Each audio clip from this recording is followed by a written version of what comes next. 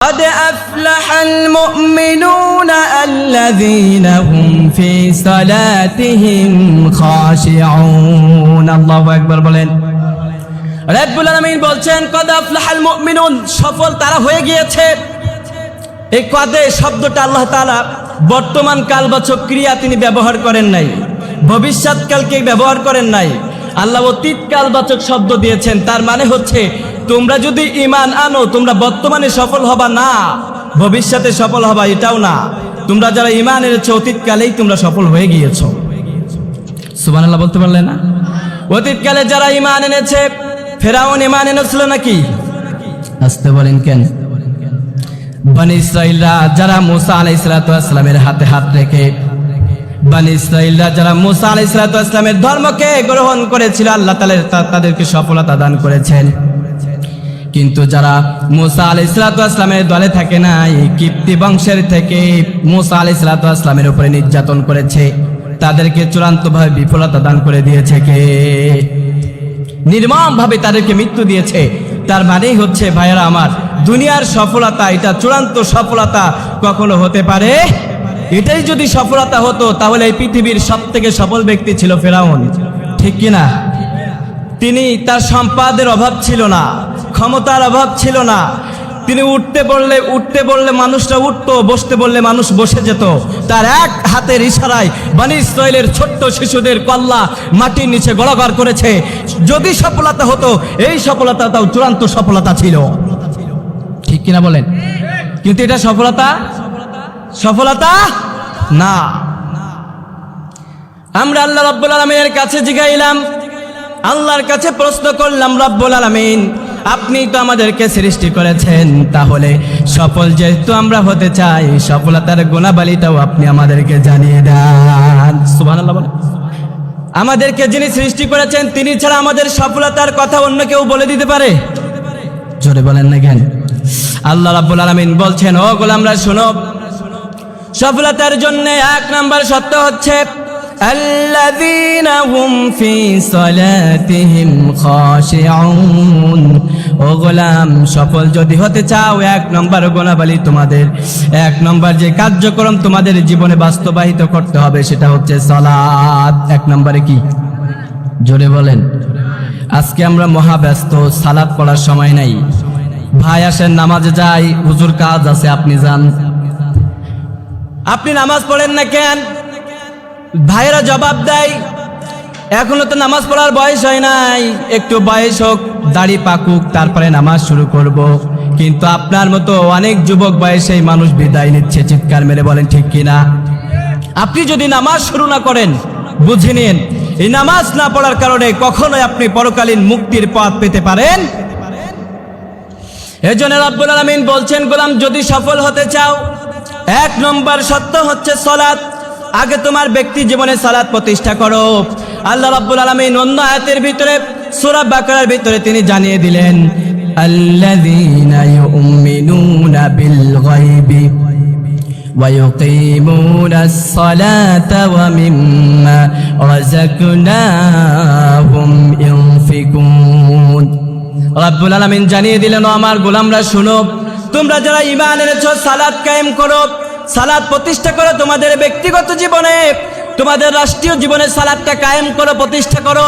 কেননা সালাত ছাড়া কখনো মুক্তি পাওয়া যায় না, সালাত ছাড়া কখনো অন্যায় অপকর্ম ছাড়া যায় না, সালাত ছাড়া একটা সুস্থ সংস্কৃতিময় সমাজও করা যায়। জোরে বলেন, সম্ভব হবে? আপনি যখন এই বিপদের ভিতরে পড়েছেন, বিপদে পড়লেও সালাতের ভিতরে সাহায্য চাওয়ার কথা বলেছেন কে? জোরে বলেন। আপনার টাকা নাই, পয়সা নাই, ব্যবসা করতেছেন, দিনের পর দিন লস খেয়ে যাচ্ছেন, ফ্যামিলি ক্রাইসিসের ভিতরে পড়েছেন, বউ আপনার কথা শোনে না, আপনার স্ত্রী আপনার কথা শোনে না, আপনার সন্তানেরা আপনাকে মানে না, আপনাকে কেউ আপনার কথাগুলো শুনতে চায় না, মানতে চায় না। ও আমার ভাইরা, আপনি যদি নামাজ পড়ে, নামাজের মতো নামাজ পড়ে আল্লাহর কাছে চাইতে পারেন, সকল প্রকার দুঃখ, অলসতা, ক্লান্তি থেকে যিনি মুক্তি দিতে পারে, চিৎকার দিয়ে বলেন না তিনি কে? আওয়াজ দিয়ে বলেন তিনি কে? লিল্লাহি তাকবীর। আপনি ফ্যামিলি ক্রাইসিসের ভিতরে পড়েছেন, আল্লাহ বলছেন শোনো, واستعينوا بالصبر والصلاة وإنها لكبيرة إلا على الخاشعين আল্লাহু আকবার আসতে বলেন পাশে মহিলা প্যান্ডেল আছে খবর আছে কিন্তু একটু জোরে বলেন না আল্লাহু আকবার ফ্যামিলি ভিতরে ক্রাইসিস থাকে তারা যদি দুশ্চিন্তাগ্রস্ত থাকে তাদেরকে জানিয়ে দেন আল্লাহ তাআলা এবার ঘোষণা করে দিচ্ছেন واستعينوا بالصبر والصلاة وإنها لكبيرة إلا على الخاشعين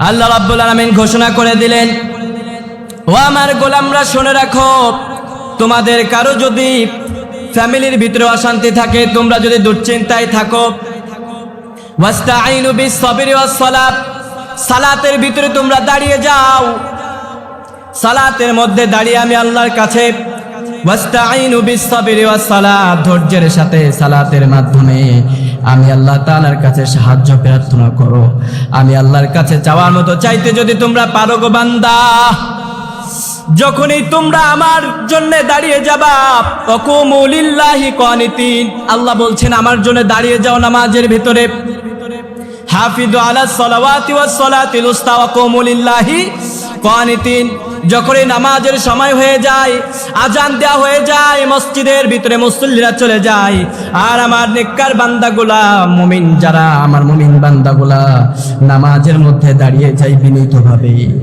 নামাজের মধ্যে দাঁড়িয়ে যখনই সিজদায় চলে যায় সিজদায় যাওয়ার সাথে সাথে আমার বান্দারা পড়ে আল্লাহুম্মা আতিনা ফিদ দুনিয়া হাসানাতাও ওয়া ফিল আখিরাতি হাসানা ওয়া কিনা আযাবান নার আল্লাহর হাবিব বলছেন আমার কোন উম্মত যখনই সিজদাতে গিয়ে আল্লাহর কাছে এই দোয়া পড়তে থাকে আর বলতে থাকে আল্লাহুম্মা আতিনা ফিদ দুনিয়া হাসানা ওগো আল্লাহ দুনিয়ার সফলতা আপনি আমাদেরকে দান করে দেন আখিরাতের ওয়া ফিল আখিরাতি হাসানা আখিরাতের সফলতা আপনি আমাদেরকে দান করে দেন ওয়া কিনা আযাবান নার আর কবরের কঠিন আযাব জাহান্নামের কঠিন আযাব জাহান্নামের ভয়ঙ্কর আযাব ও আল্লাহ আমরা কেউ ভোগ করতে পারবো না আমার গোলামরা যখন সিজদায় পড়ে দোয়া করতে থাকে করতে দেরি হয় আমি আল্লাহ এই দোয়া কবুল করতে কখনো দেরি করি না এজন্য যখনই আমরা নামাজে দাঁড়াবো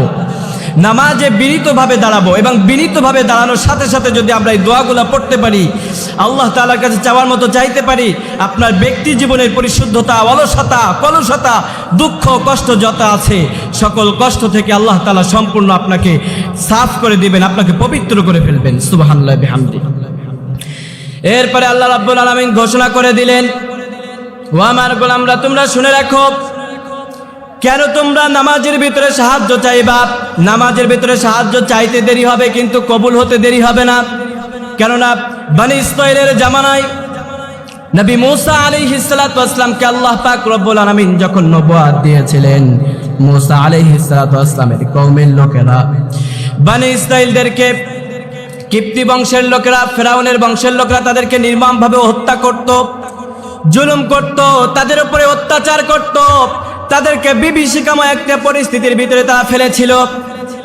ওই পরিস্থিতির সম্মুখীন হয়ে বনি ইসরাঈলের বৃদ্ধ মানুষরা নবী মুসা আলাইহিস সালাতু ওয়াস সালামকে তলব করলেন হে মুসা তুমি আসার পূর্বে ফেরাউন আমাদেরকে হত্যা করেছে আমাদের সন্তানদেরকে কচুকাটা করেছে গলা কেটে তাদেরকে হত্যা করেছে মায়ের পেট চিরে সন্তানকে বাইর করে তাদেরকে হত্যা করা হয়েছে শুধু মুসা আলাইহিস সালাতু ওয়াস সালাম পৃথিবীতে আসবে এই কথা শুনে আল্লাহু আকবার বনি ইসরাঈলের বৃদ্ধরা বলছে মুসা হে আল্লাহর নবী আপনি আসার আগে মানুষরা ওই কিপ্তি বংশের মানুষরা এত নির্যাতন করেছে আমাদের বংশের মানুষদের উপরে ও মুসা তুমি আজকে নবুয়তের দায়িত্ব পেলে কিন্তু সেই নির্যাতন তো আরো অব্যাহত থাকলো নির্যাতন তো কমলো না মুসা তুমি আল্লাহর কাছে একটু সাহায্য করো না সাহায্য চাও না আল্লাহর কাছে দেখো না আল্লাহ একটু সাহায্য পাঠাই কিনা আমাদের জন্য আল্লাহ রাব্বুল আলামিন বনি ইসরাঈলের মানুষদের কথা